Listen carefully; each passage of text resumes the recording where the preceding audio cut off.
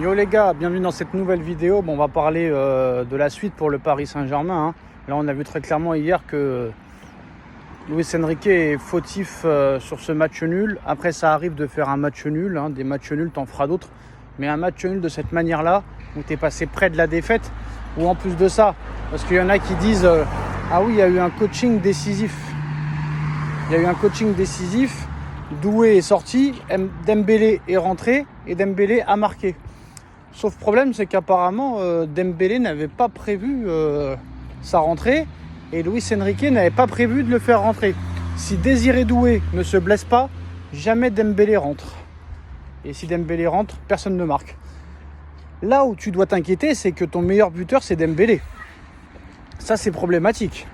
Alors tant mieux pour Ousmane, c'est ce qu'on attendait depuis longtemps, de voir Dembouz marquer but sur but. On s'y attendait pas. Honnêtement, déjà 4 buts en Ligue 1, tu rajoutes le but en équipe de France, ça fait déjà 5 buts cette saison et il a déjà dépassé son total de l'année dernière, de toute la saison. Donc c'est quand même assez incroyable.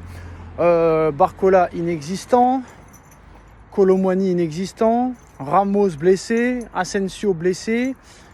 Il n'y a personne de physique au milieu de terrain. La composition d'équipe hier, elle est complètement illisible. 3-4-3, 3-5-2, on ne sait pas. On ne sait pas réellement qu'est-ce qu'a voulu faire hier M. Enrique. Mais la chose la plus grave, et ça il faut vous la mettre dans la tête, et ça tout le monde l'a dit, mais malheureusement, ils se sont réveillés qu'hier. C'est-à-dire qu'ils ont attendu que Paris fasse un match nul et qu'ils se sont enfin rendus compte que quand Mendes et Hakimi ne sont pas là, il n'y a aucune doublure de métier. Ça c'est dramatique, ça c'est irresponsable, ça c'est inacceptable, ça c'est honteux.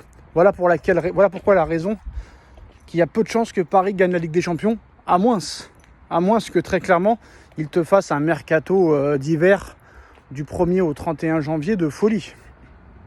Mais faire un mercato d'hiver exceptionnel, c'est très très très très rare. Moi je l'ai dit, de rester toute la saison comme ça, je ne sais même pas si tu vas être champion de France. Normalement si, mais avec Enrique on ne sait jamais. Moi j'avais un message aux dirigeants. Moi je veux bien laisser Enrique travailler. Il faut laisser Luis Enrique travailler comme Guardiola a fait avec Manchester City, comme Jürgen Klopp a fait avec Liverpool. Moi je veux bien, pas de souci. Vous voulez garder Enrique pendant 5 ans, d'accord. Moi je veux bien, mais à un moment donné, il va falloir que monsieur Enrique comprenne que dans le football, tu dois avoir les postes doublés. Ce n'est pas possible. Attends, moi il faut qu'on m'explique. Honnêtement, je suis peut-être complètement ignare, complètement idiot, complètement bête. Mais répondez à ma question s'il vous plaît. Répondez à ma question s'il vous plaît si quelqu'un a la réponse à ma question. Pendant tout le mercato et surtout pendant le mois d'août, on a dit Mbappé n'a pas été remplacé. Pourquoi ? Gonzalo Ramos, on l'a su le 15 août qu'il était blessé pendant 3 mois. Personne n'arrive pour le remplacer. Nuno Mendes, Hakimi, latéraux à gauche, à droite. C'est très bien de les avoir. Sauf que tu sais très bien que Nuno Mendes se blesse 6 mois sur 12. Lucas Hernandez, qui peut dépanner en arrière-gauche, est indisponible jusqu'au mois de janvier. Ça, tu le savais aussi au mois d'août. Tu sais que Mendes est très fragile et qu'il peut être blessé à tout moment. Hakimi ne pourra pas jouer les 55 matchs, voire les 60 matchs si tu rajoutes la Coupe du Monde des clubs. Comment tu peux ne pas recruter de doublure à Hakimi et à Nuno Mendes ? C'est une faute professionnelle. On parle de Luis Enrique, qui a quand même gagné la Ligue des Champions avec le FC Barcelone. Alors d'accord, n'importe qui d'entre nous aurait gagné la Ligue des Champions avec l'équipe qu'il avait au Barça en 2015. Mais c'est irresponsable. Et comment Nasser et Campos ont pu laisser faire Luis Enrique ? Parce qu'on nous explique qu'apparemment Campos a proposé des latéraux en doublure à Enrique, mais que Enrique n'en voulait pas. Mais je suis désolé, Campos n'avait pas à écouter Enrique. Tu aurais dû mettre des latéraux. Le problème, c'est que pourquoi Paris a écouté Enrique, c'est que Paris ne voulait pas acheter des doublures pour que Enrique les mette sur le banc. Imagine Paris aurait acheté un latéral gauche à 35 millions et un latéral droit à 25 millions. Si c'est pour les mettre sur le banc, non, Paris ne voulait pas. C'est ça le problème. Donc Paris a fait confiance à Luis Enrique. Mais quand tu vois que la doublure de Hakimi, ça va être Warren, et quand tu vois que la doublure de Mendes, ce sera soit Zagué ou soit Beraldo, non, c'est pas concevable, c'est pas acceptable. T'as du mal contre Girone. Contre Girone, si le gardien ne se plante pas, tu ne gagnes pas et tu ne marques pas. Et là, un match nul à l'arraché contre Reims. Ça, c'est très très grave. Donc tu n'as pas de doublure latérale, ce n'est pas possible. Et tu ne pourras pas aller loin en Ligue des Champions si tu n'as pas de doublure. Il a dégagé Mukiele, on ne sait pas pourquoi. Quand tu dégages un joueur, tu dois le remplacer. Que tu n'aimes pas Mukiele, c'est une chose.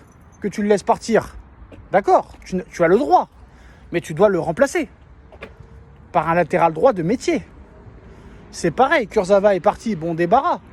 Mais sachant que Kurzawa est parti, que Hernandez est blessé pour les 6 premiers mois de la saison et que Mendes peut se péter les chevilles à tout moment, tu dois recruter une doublure de métier. Donc ce n'est pas concevable le projet de Enrique. Et encore plus grave, c'est au niveau de l'attaque. Quand tu vois que Asensio est un faux neuf et que les faux neufs c'est très compliqué, quand tu vois que Ramos est blessé pour 3 mois, quand tu vois que Mbappé n'a pas été remplacé, tu ne peux pas rester avec l'effectif que tu as et faire confiance à Kolo Muani, alors que Kolo Muani n'est pas en réussite depuis maintenant plus d'1 an. Me parlez pas de ses stats à Francfort. Tout le monde est bon en Allemagne. T'es attaquant en Allemagne, c'est minimum 20 buts. Même si tu joues le maintien. Il n'y a pas de défense en Allemagne. Et en Ligue 1, c'est pas pareil. La Ligue 1, c'est beaucoup plus défensif. Donc à un moment donné, pas de remplaçant à Mbappé, pas de remplaçant à Ramos. Là, t'as même pas de remplaçant à Asensio. Pas de doublure pour les latéraux. Pour moi, je veux dire la vérité, ça sent le roussi. Hein. Ça sent vraiment le roussi. Et j'ai bien peur que contre Arsenal, Atlético Madrid, Manchester City et le Bayern, ça va être un carnage. Peut-être que je me trompe, mais voilà. Tu ne pourras pas continuer avec Emery à droite et avec Beraldo à gauche. Jacques Beraldo, il a du mal en défense centrale. Tu le mets dans un poste qui n'est pas le sien. Warren, au milieu de terrain, il n'arrive pas à retrouver son niveau d'antan. Et tu le mets à droite, où il joue une fois tous les 10 ans. Donc à un moment donné, c'est pas possible. Et là, le projet laboratoire, là, je sais pas ce qu'il veut faire, mais à un moment donné, c'est bon, stop. Le mercato a été complètement raté. Et ça va être très dur de faire quelque chose à Arsenal. Hein. Moi, je vous dis, ça va être très très chaud. Le plus problématique, c'est qu'en 1 an, je crois que ça, je sais pas combien de temps ça doit. Paris n'arrive plus à faire un clean sheet.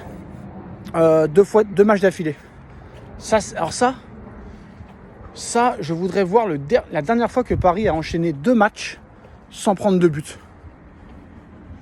Et je suis désolé, quand tu veux vouloir gagner la Ligue des Champions, la défense, c'est très important.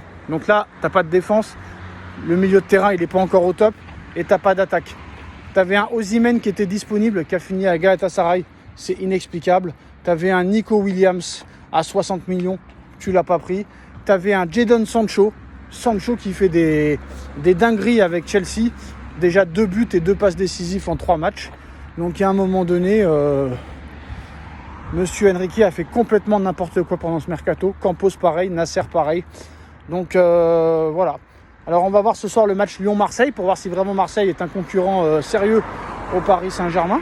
Mais je pense que ça va être une saison galère. J'ai vu déjà contre Girona, mais je l'ai vu hier. Ça risque d'être très compliqué. Le mercato a été complètement raté.